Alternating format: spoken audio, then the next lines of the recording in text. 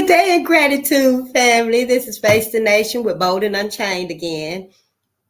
And we're only like 12, 13 minutes behind 12 o'clock. So I thought we would, it's pretty close to 12. So I thought we would do our reading of African American inventors and scientists. And this right here is going to be a post video to our book of Black heroes that we read from A to Z, because we did finish that. And this right here is another, it's just some papers that were printed off, and it's the same. So we're going to continue with that. And again, this is Face the Nation with Bolden Unchained. And Bolden Unchained is here to assist Black America and Black media with the uncovering and the confrontations of the many agendas and projects and operations, the many sabotages against Black America. Bolden Unchained is here to assist Black America in uncovering all of the hidden facts, all of the hidden atrocities, the many injustices that have been hidden from us, that have been ignored by us, that have been safely tucked away by those who do know, those who are aware of the root of our disconnect with each other. And it is my opinion that Black America can only heal with the unlearning and the relearning, with the unlearning of the lies and the narrative that we've been told and taught, and the relearning of history in all its truth, and all its glory, and all its faithfulness, and its loyalty. See, the truth of history won't ever let you down. The truth of history won't let us down. This, reading this, learning about this, doesn't let us down. This actually gives us insight into the marvelous, the courageous people that we come from. This right here fortifies our strength, our love for life, our unharming nature, our peaceful nature. Of course, in my opinion again, and this is strictly my opinion because I haven't heard anyone say it, but white America is turning Black America crazy as hell. You're running our weakest links within the Black masses are mental. Their mental can't hold up. The mental is actually turning to mush in a whole lot of Black Americans because we can't deal with the mask anymore. We have been so shut down. A lot of us can't even turn back on no more, coupled with drugs, the lack of education, or the, I don't want to just say the ignorant, but the lack of education, the lack of medical, mental resources, all of these elements. See, they culminate in the heart and in the mind of Black America, and we can't see our way through them. We can't navigate through them so that we can reach that threshold of silver lining. We keep holding on to the hope, for a new life after this life. But in this life, we got to be loyal to ourselves, Black America. We have to be loyal to ourselves. And today, that goes for skin folk too. I mean, let's admit it. A lot of our people are so broken and hurt. That's all they can do is break and hurt. And I think it behooves us to understand and know that we not our natural enemy. We are not our open enemy. We have been taught to self-hate ourselves. And I don't hate you or you. I know why it exists that we are so disconnected and so readily and willing to lash out. So, we have to get past that mindset that we've been taught. And I know it's scary. I know it's scary. I know you don't want to have to look at this. I know you don't want to have to talk about this. Not with you and your family, and definitely not with your white folks, your white friends, your white co-workers, your white neighbors. But whether you talk about it with them or not, you need to talk about it with your kids and your grandkids, your family. You need to let them know. Because, honey, ain't nothing going to change 5 years from now, 10 years from now, 50 years from now, 100 years from now. Ain't nothing going to change by us ignoring our history, except staying on the bottom. We're going to always stay on the bottom because we don't know. Ain't nothing going to change, honey. No. As long as we keep ignoring us, honey, these folks going to always keep us on the bottom. And you best to beware. Best believe this new world order that's coming out, it won't be no escaping through the wilderness this time. It won't be no underground railroad slipping away at Christmas time. Our slaves, our ancestors that were slaves, they used the holidays to escape slavery. So, love your family. But we better know while we're loving our family, we better love on our family and let us know what the real deal is, what we need to get back to. And again, I just say, hey, if your white friends and your white family, your white co-workers and neighbors, when they have a problem with you teaching this, mentioning this, that's when you got to decide who is you loyal to. Sure do, baby. Who got your loyalty? I know it, right? And I did write this down right here. Let me get it so I can attempt to read it. Because I ain't memorized it or nothing. I just be saying my own copyright disclaimer, which is letting you know what Bolden Unchained is here for, what we do. And then it's on my page too. And in every video, I put that disclaimer down there and about Bolden Unchained. But I want to read this right here that I got from someone that was, telling me how to do things. I wrote it down. I'll use it. I will use this as soon as I figure out how. Okay, so we don't do it like this right now. Copyright disclaimer under Section 107 of the Copyright Act of 1976. Copyright disclaimer under 107 of the Copyright Act of 1976. Allowance is made for fair use for purposes such as criticism, comment, news reporting, teaching, scholarship, and research. The fair use is a use permitted by copyright statute that might otherwise be infringing. Nonprofit, educational, or personal use tips the balance in favor of fair use. Right. Yeah, it's quite a bit though, isn't it? Yes, family, it is so good to be here with y'all. I really wasn't sure if I was gonna come on here. Yeah, use whatever you got. If your baby's got some construction paper, a little glue, some scotch tape, Crayola marks, and markers, you can use your markers. They markers that they got, they crayons, coloring pencils, whatever. And start annotating, start taking your notes and stuff.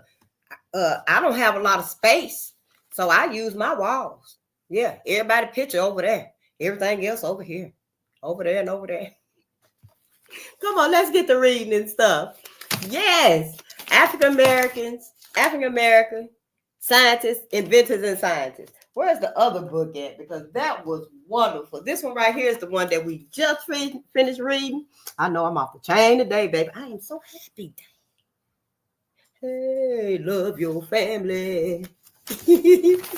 All right. Ain't nobody here but me. I just make myself happy, right? When we started reading this one right here now, I was showing videos. I had researched and compiled up the videos of each of these heroes in this book here. But having only one monitor screen, it is really, I was back and forth. So I just fell away from that part right there. But we can do it again once we get many followers and, and other readers in our audience and stuff. We will be doing that right there. And the same for this one here. We won't watch videos about each of these inventors and scientists. Not today. I haven't even begun researching any of them today. But we are going to read some of them. Just to get us some bonding with the family. African American inventors and scientists. The history of the United States is a story of discovery. It was a new country, and people were finding new ways of doing things. The stories in this book tell about some of the many African American inventors and scientists who took part in the American adventure of discovery. Many of them had to work extra hard to succeed because they faced the barriers of prejudice, hatred, and segregation. But they each refused to give up. Instead, they followed their dreams without stopping until they reached their goals. Each of their stories has earned them a well-deserved place in the history of this country. As you will soon discover, these were pioneers in many fields. Some built new machines, others discovered new medicines. All of them found new and better ways to get things done. Their hard work and good ideas made life in the United States safer, healthier, and more productive for everyone. See, Black people have always put forth that which benefited everyone. I don't think there's nothing out here that a Black inventor or scientist has created from their hands, their mind, that isn't being used by everyone. Even after it's been stolen and taken, it's still benefiting everyone. And that's why, to me, yes, America, Black America did build you up. All right. And the first one we have here is Benjamin Banneker. Remember, Benjamin was in the other book. Yeah. Benjamin Banneker, 1731 to 1806. And he was born in Ellicott's Mill, Maryland. And see, that's another picture of Benjamin. Yeah, I started using this one here myself, which I started writing on it and stuff, But it's for the grandchildren. Yeah, when they over and stuff, it's for them. Benjamin Banneker was a mathematician, astronomer, surveyor, and inventor. As a young man, he built the first wooden clock to be produced in the American colonies. And you know what the other book said? He only used a pocket watch and some old wooden clock that he had. And he built a clock that lasted. It worked for like 49, 50 years. Yep. Banneker lived his whole life on the farm where he was born. Because his mother was a free woman, Banneker was free too. His father was a slave who later purchased his freedom. In 1792, Banneker published an almanac. He had 6 of them. A book full of useful information about tides, eclipses, medicine, and more. He published a new almanac every year for more than 10 years. Oh, so he had an almanac for every year for 10 years. He had 10 almanacs. And that one right there, I think I just seen 6 or read about 6. It would be really awesome to look them up. President George Washington chose Banneker to help design a beautiful new city. That city is Washington, D.C., home of the government of the United States.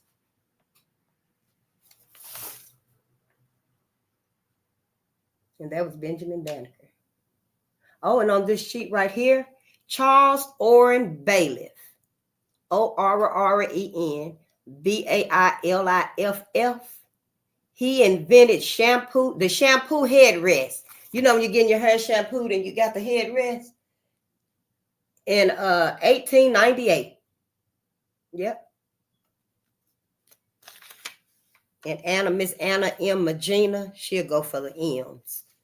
But she invented the spatula in 1892. Oh, these aren't even in order. Oh, that's fine, because I'm not going to take them out and put them in order. Just know they're not in order. Oh, and next we have James Forten Sr. Forten, Forten. James Forten Sr. He was born in 1766 and he died in 1842. He was born in Philadelphia, Pennsylvania. James Forten Sr. was a sail maker and a businessman. He started working on sails as a young boy. During the Revolutionary War, he helped load the cannons on an American ship. When the ship was captured by the British, the 15-year-old Forten spent 7 months as a prisoner of war. He was released shortly before the war ended in 1783. Later, as a young man, Forten invented a device that made it easier to work with the sails on sailing ships. In those days, every ship used sails, and many people bought his invention. Forten became very wealthy. Forten was born free, but his grandparents had been brought to America as slaves. He hated the idea of slavery and spent much of his fortune to help free many slaves. And this is him right here, James Forten Sr., Forten. Yeah. Ooh, maybe the big granddaughters can color these pages. Ooh, look at Lewis Temple.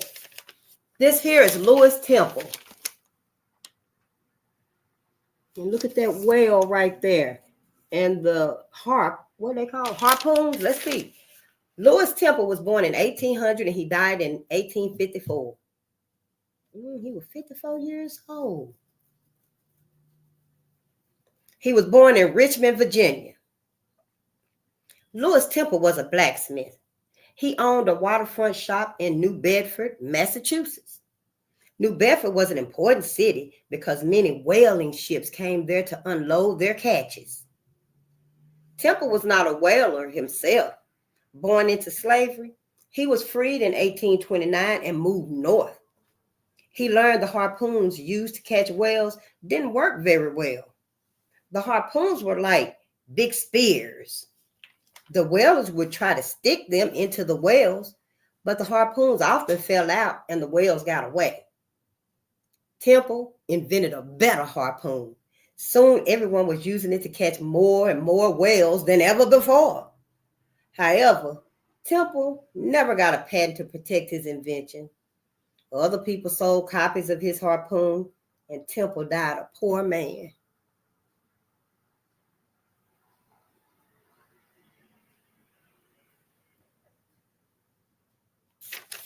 And again, that's Temple right there. You have Lewis Temple. And because he didn't get to patent his idea, people used it. And, I'm sure that first person who did patent it made bukus of money. Oh, they kind of look alike almost. This right here is Elijah McCoy. Elijah McCoy. I think this is the real McCoy. I've heard his name somewhere before about the real McCoy. That was was that the screwdriver, the wrench? Let's see. Elijah McCoy, 1843 to 1929. He was born in Colchester, Ontario, Canada. That's Colchester, Ontario, Canada. Elijah McCoy was an inventor whose parents had escaped as slaves from Kentucky. They fled to Canada, where Elijah was born. Later, they sent him to study engineering in Scotland.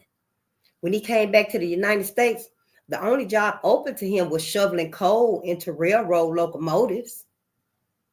Oiling the locomotives by hand was part of his job. The oil lubricated the machinery so the locomotives could operate smoothly. McCoy saw that adding oil by hand wasted time because the first train had to stop to oil it. McCoy found a way to drip oil into machines while they were still running. His invention was called a drip cup. It was only the first of McCoy's many inventions, but it was so famous that when people wanted the very best, they demanded the real McCoy. Oh, it was the drip cup. I don't know why I was thinking about a wrench or a screwdriver or something. But wow, the real McCoy. So when you hear somebody speaking of the real McCoy, they talking about Elijah McCoy. Elijah McCoy. When he came back to the United States, the only job that he had to do was shoveling coal into the railroad locomotives. Oh, Norbert Rilliux. Look at Norbert. Norbert Rilliux. Norbert. Rilliux. Rillieux.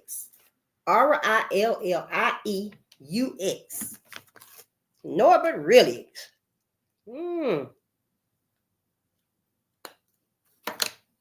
That's not an American name. Don't sound like it. But he was born in Louisiana. He was born in 1806 and he died in 1894. He was born in New Orleans, Louisiana.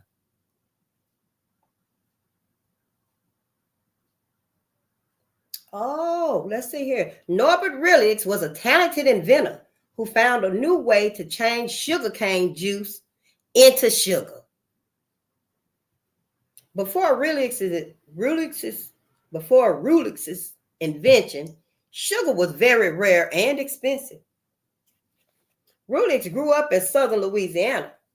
His father, a white man, owned a sugarcane plantation. His mother was a slave on the plantation. His daddy was raping his mama. As a child, Rilliux saw how hard it was for slaves to make sugar.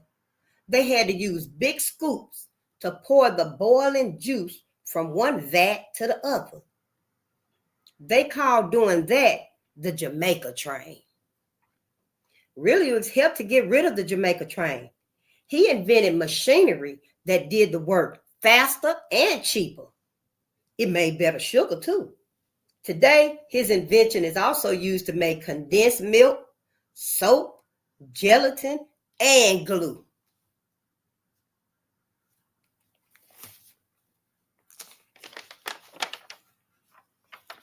Let me show him one more time. That's Norbert Rilliux.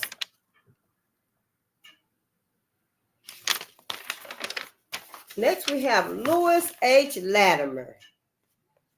He was born in Massachusetts. Louis H. Latimer. He was born in 1848 and he died in 1928. He was born in Chelsea, Massachusetts. That's Chelsa, Chelsea, Massachusetts. Louis Latimer helped create the very first electric lights.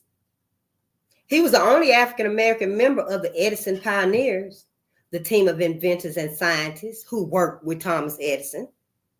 When he was 15, Latimer joined the Union Navy and fought in the Civil War near where his parents had once been slaves. Latimer himself had been born free. After the war, he found a job making drawings of new inventions. His work was so good that Alexander Graham Bell chose him to draw the blueprints for the first telephone. Then Latimer became interested in electric lights. He found a way to make light bulbs last much longer than they had before.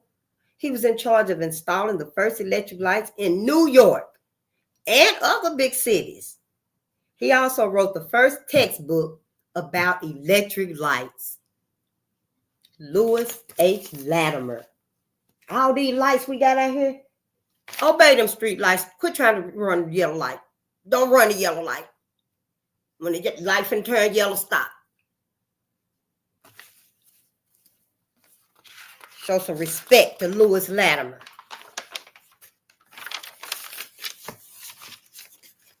Granville T. Woods. His name always remind me of my cousin, because his name Granville. Granville T. Woods. He did something with the trains. Let's see. He was born in 1856 and Granville died in 1910.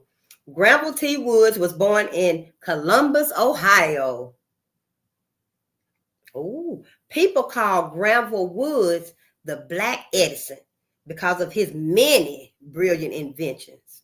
Most of these inventions used electricity in one way or another.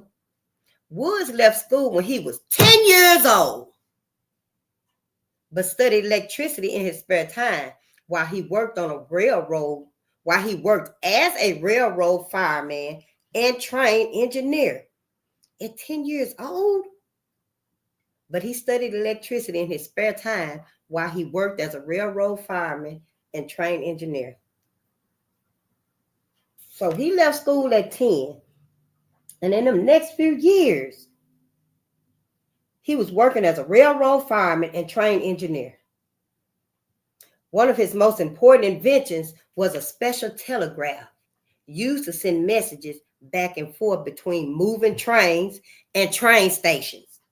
His telegraph helped prevent train wrecks, and it saved many lives.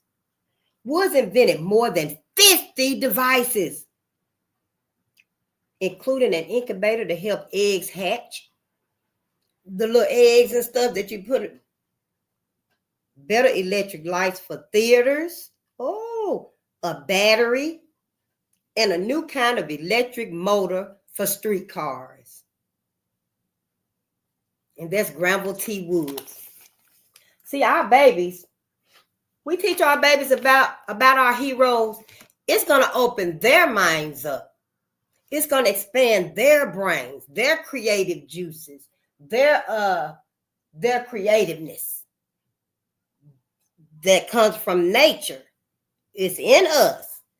All that's in the cosmos and the soil, Mother Gaia, is in us, and it's natural. It's all natural. It's not man-made.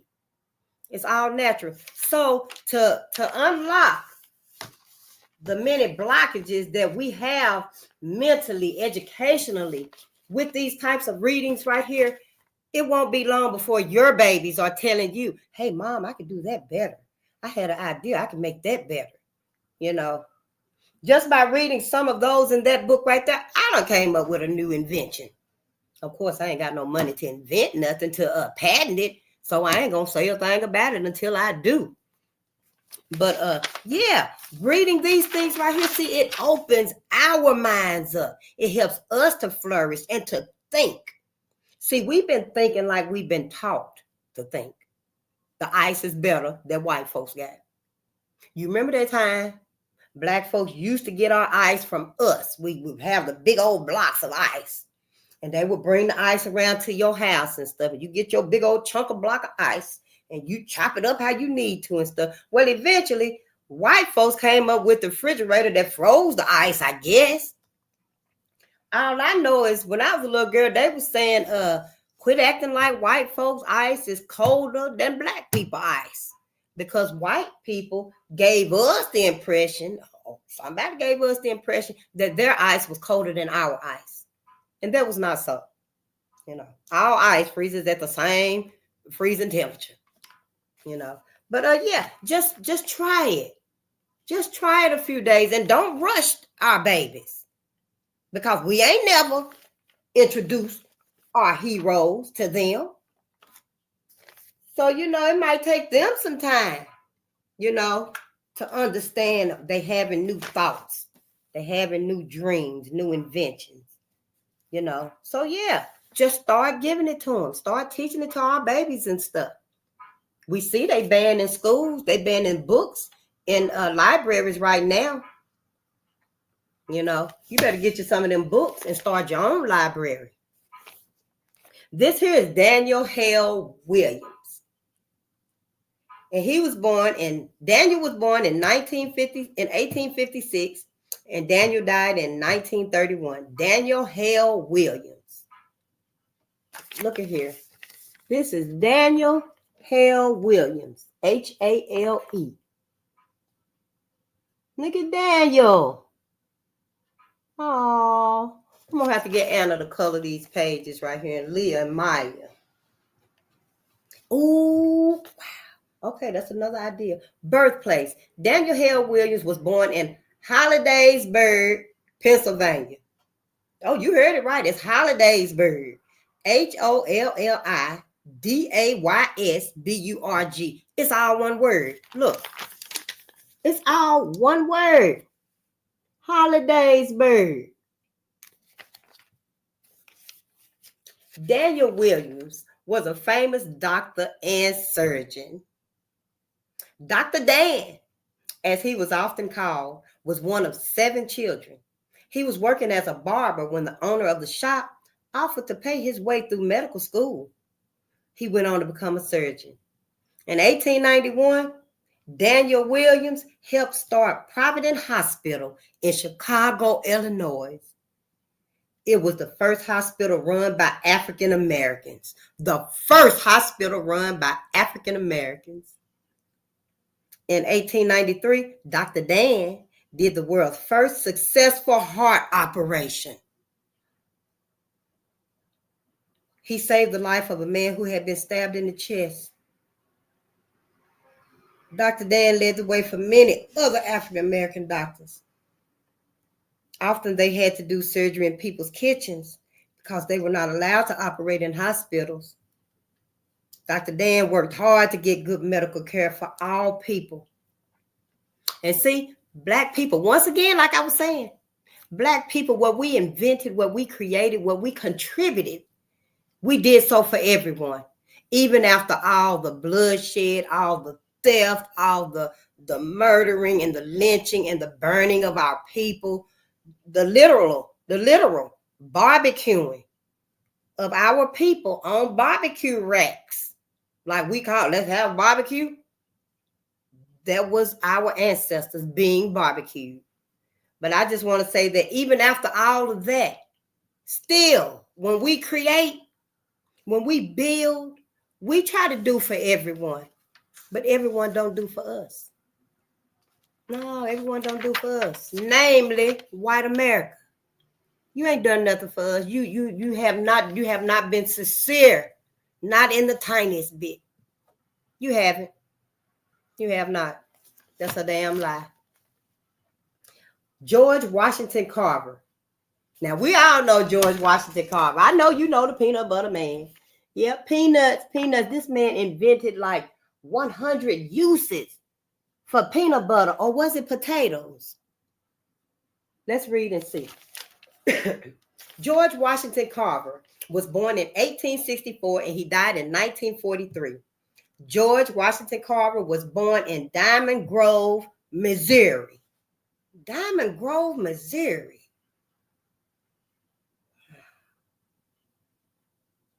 All right. George Washington Carver is known as one of the world's most famous scientists. Although born into slavery, he went on to study botany and chemistry in college.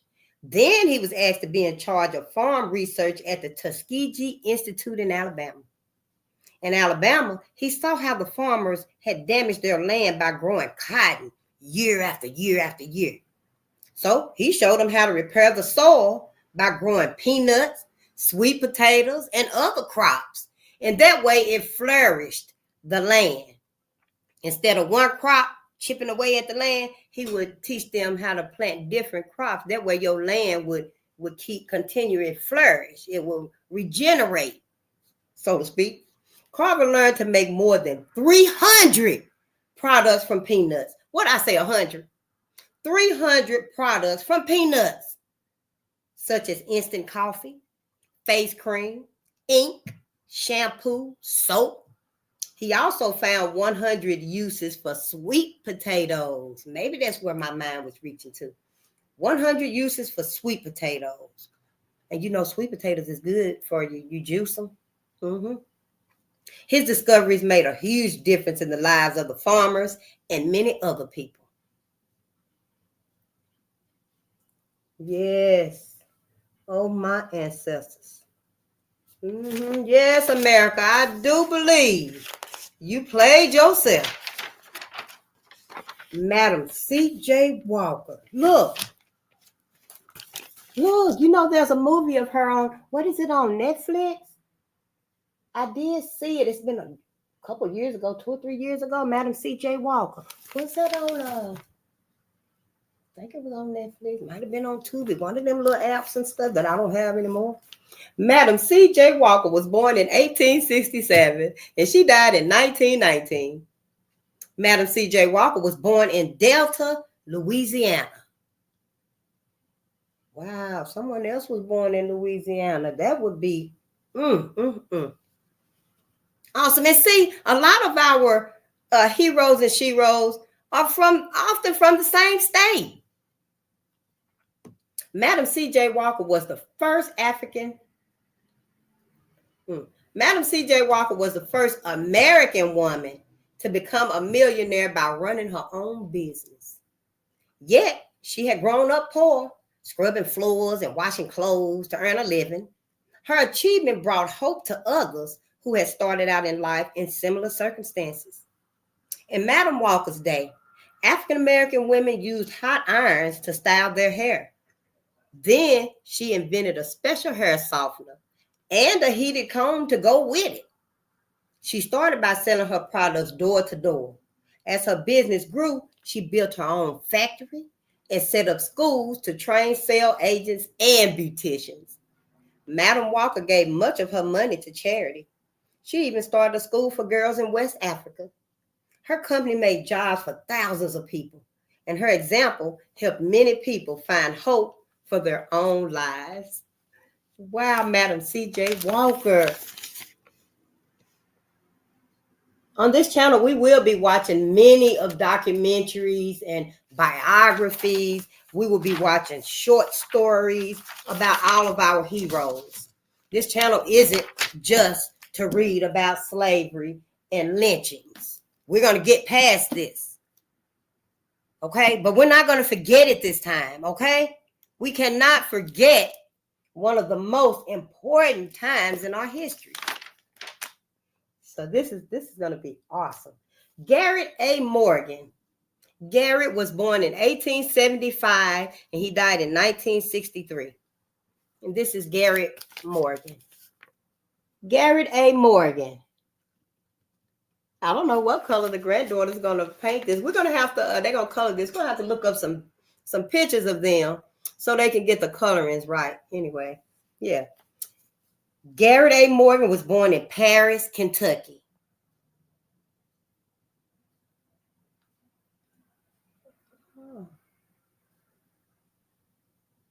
Garrett Morgan was an inventor who created several devices to help make people's lives safer.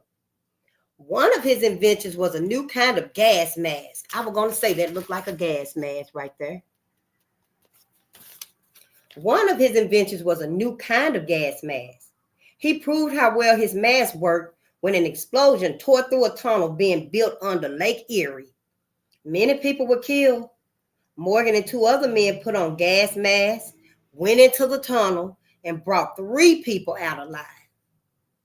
Firefighters, chemical workers, and other people who had to work in smoke or poisoned air were helped by Morgan's invention. He also invented the first automatic traffic signal. It used signs to tell drivers when to stop, and when to go. The traffic lights you see today grew out of the signal Morgan invented. Yes. I was thinking that Lewis Latimer, remember Lewis Latimer with the electric lights? I was thinking he invented the traffic lights.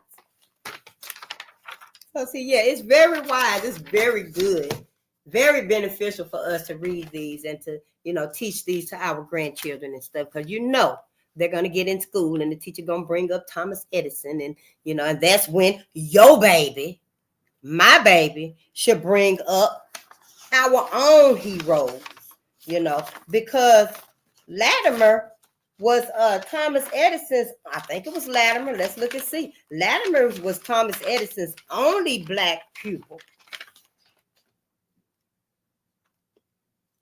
Yep, here it is right here. Lewis Latimer helped create the very first electric lights. He was the only African-American member of the Edison Pioneers, the team of inventors and scientists who worked with Thomas Edison. So see, that's why I had the connection of both of them. And when they bring up Thomas Edison, your baby will bring up Lewis H. Latimer. That he was the only black one out of Edison's pioneers. And he was the one out of Edison pioneers that came up with these inventions. You see how that works to balance it out? That way our children that's sitting in their classroom and stuff, they won't feel like, wow, we didn't contribute nothing. Because your baby gonna stand up and say, pardon me. And then someone else's baby gonna come up and say, hey, and was Thomas Edison's inventions really his own? Because see, we got to start looking at us and what we have contributed. Because in the New World Order and stuff, honey, them robots finna shut everything down. Sure will. We might be in darkness and can't nobody see but the robots. But that's another lie. Lord, did I read this one? Oh, no. This was my next one. Ernest Everett Just. Ernest Everett Just. Ernest Everett Just. This is a picture of him. Ernest Everett Just. Looks like he's a scientist. That looks like a telescope or a microscope. That looks like a microscope. Ernest Everett Just was born in 1883 and he died in 1941. Ernest Everett Just was born in Charleston, South Carolina. You know the Carolinas. It's in a lot of these history books. Ernest Just was a brilliant scientist and teacher. For almost 30 years, he was in charge of the biology department at Howard University in Washington, D.C. And you know Howard University is one of the prestigious universities. There's a couple of them. He made important discoveries about the way cells work. Cells are the tiny building blocks that make up the bodies of all plants and animals. Dr. Just knew that if we could learn how cells work, we could find better ways to care for people with many different diseases.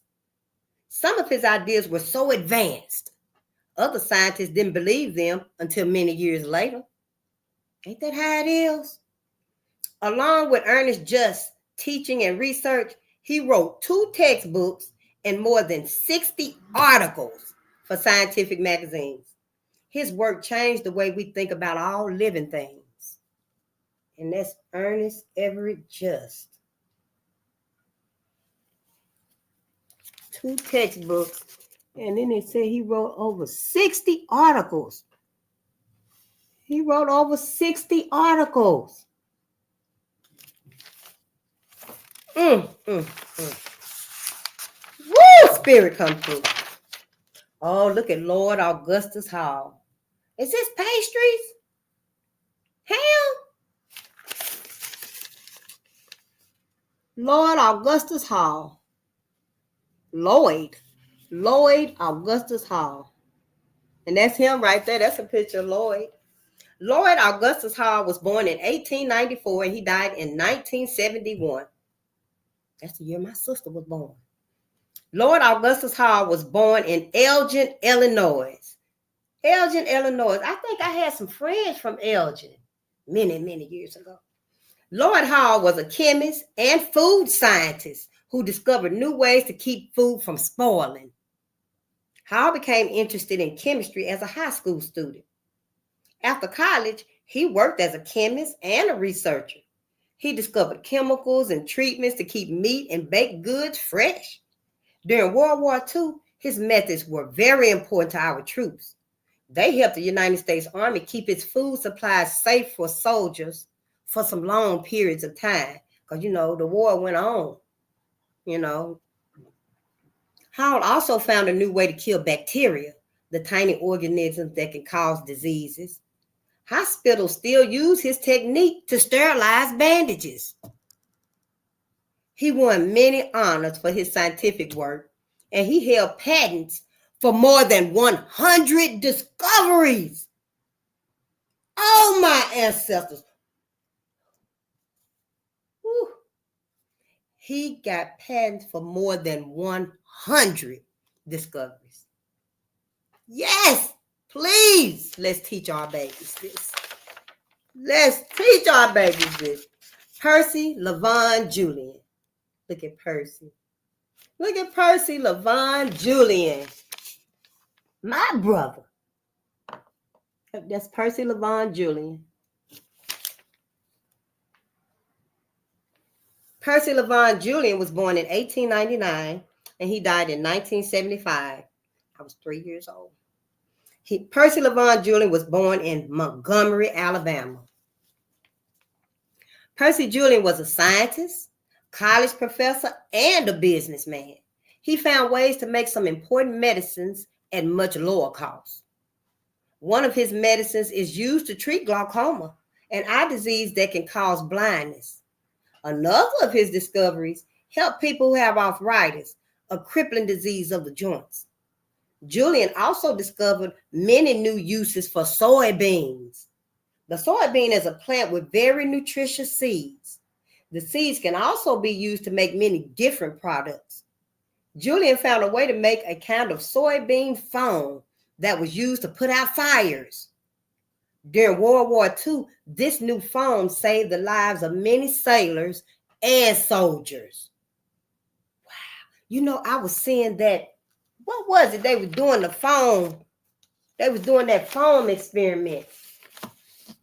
And they added the elements, and then the foam got so big, it like covered a huge, I think it was an outside swimming pool they was doing it in. And when they poured the chemicals together, the foam expanded so fast, y'all. It filled up that huge outside swimming pool. And that's what comes to mind with LaVon. That's what comes to mind when I read about Percy LaVon Julian. And I bet you that was some of his invention also. What is this on the back of here? Because I write notes on everything. It ain't what this is about, but yeah, I write notes on a lot of stuff. But Charles Richard Drew. Charles Richard Drew is one of my favorite heroes, y'all. Look at him. Oh, he's so brilliant. All of them are so brilliant and just wonderful. And they are our ancestors. They are our ancestors. And don't forget, everything that they created was for everyone. Everyone. We've always been faithful and loyal in everything we do to society, within society. But society has not always been faithful and loyal to us.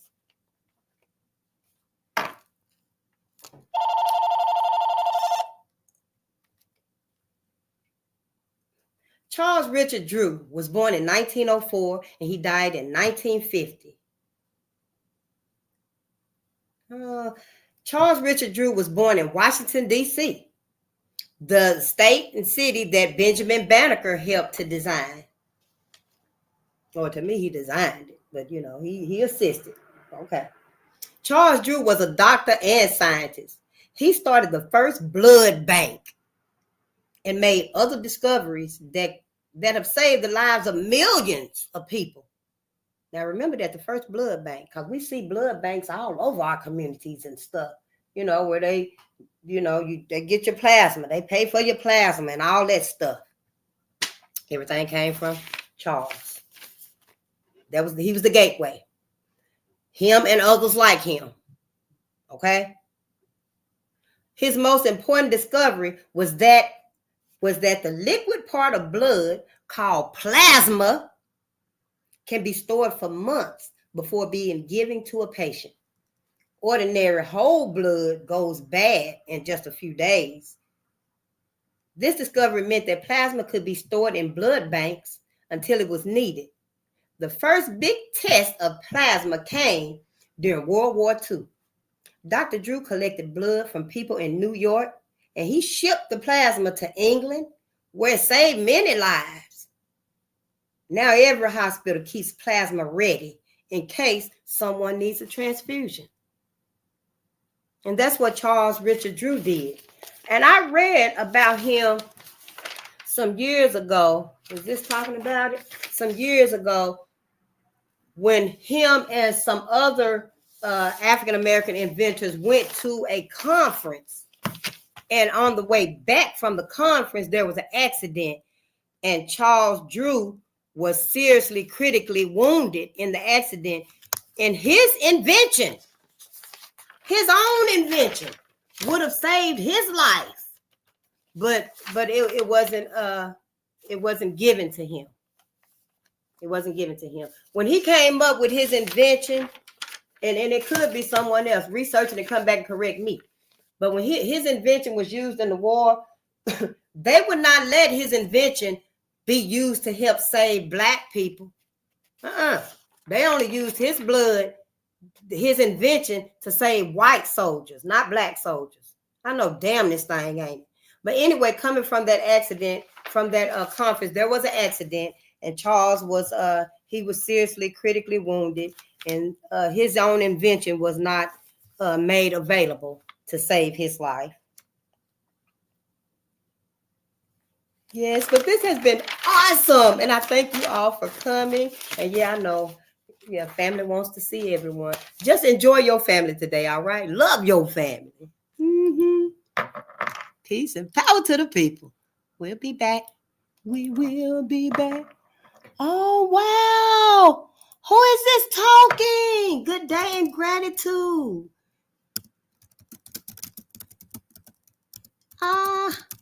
Good day and gratitude, family. Oh, I love you all, and I'll see you all soon. Peace and power to the people. Let's go eat.